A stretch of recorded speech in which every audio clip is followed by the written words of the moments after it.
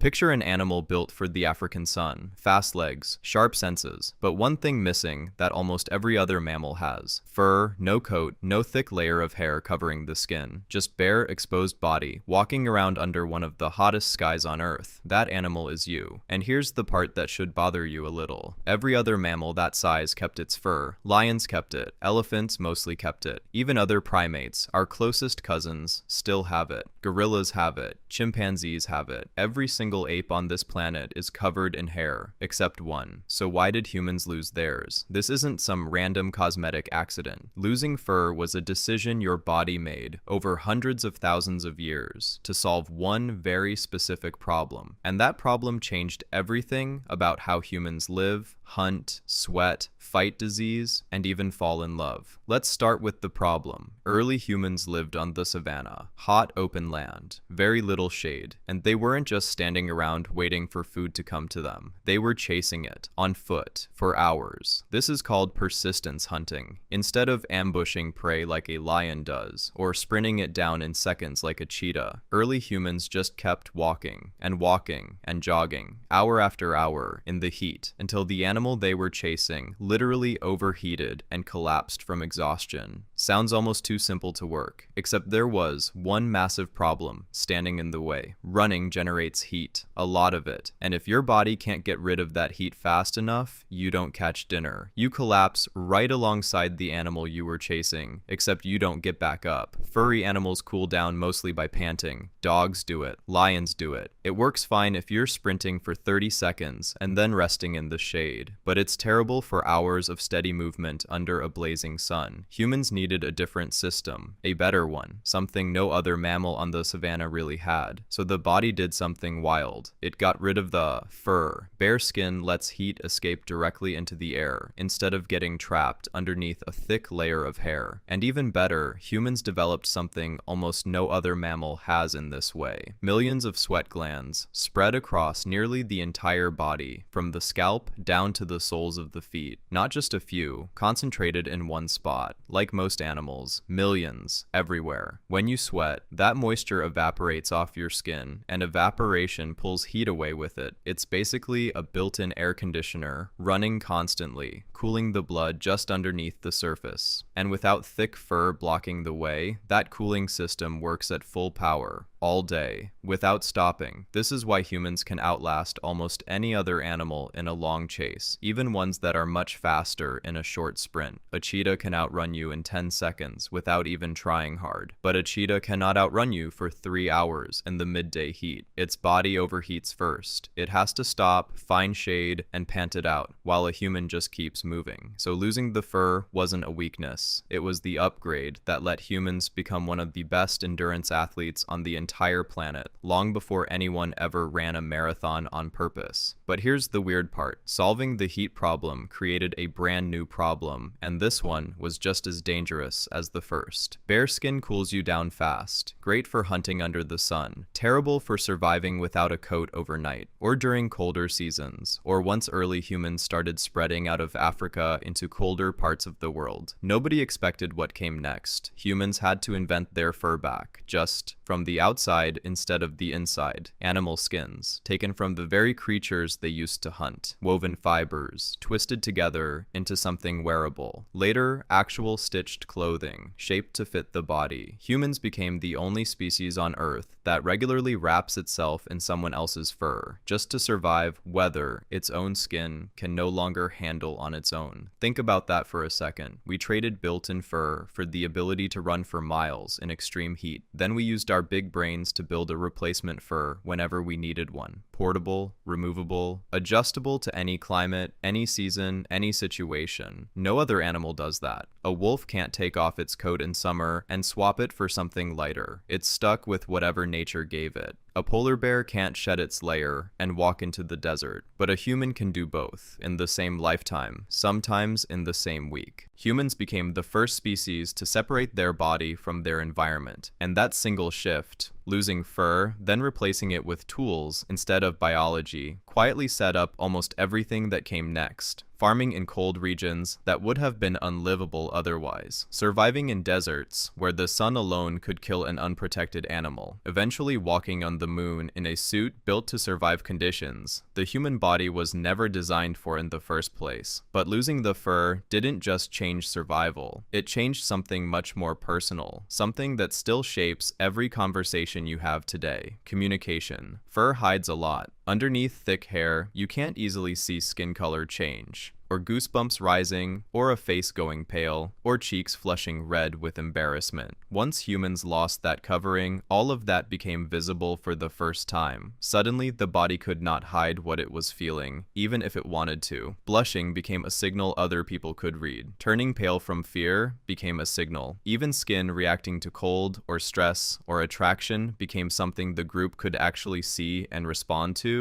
without a single word being spoken. This mattered more than it sounds like at first. In a group of early humans working together, being able to instantly read fear, attraction, embarrassment, or exhaustion on someone's bare skin made cooperation faster and safer. You didn't need words to know something was wrong with someone. You could just look at their face and know. So bare skin didn't just help humans run farther than any predator chasing them. It may have quietly helped humans understand each other better than any other species on Earth understands its own members. And there's one more twist: most people never connect to any of this. Bare skin, exposed constantly to sunlight, needed a new kind of protection, since fur wasn't there anymore to block harmful rays from reaching the skin underneath. This is likely why human skin developed the wide range of pigmentation we see across the world today. More pigment in regions with intense direct sun, protecting the skin from damage. Less pigment in regions with weaker sun, where the body needed to absorb more light instead of blocking it, in order to make enough vitamin D to stay healthy. In other words, something as simple as sweating more efficiently during a hunt set off a chain reaction that eventually shaped skin color patterns across the entire human species,